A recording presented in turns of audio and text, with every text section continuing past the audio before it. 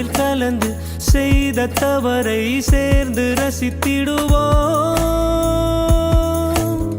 எத்தனை பேருக்கு இப்படி வாழும் வரங்கள் கிடைக்கும் பூமி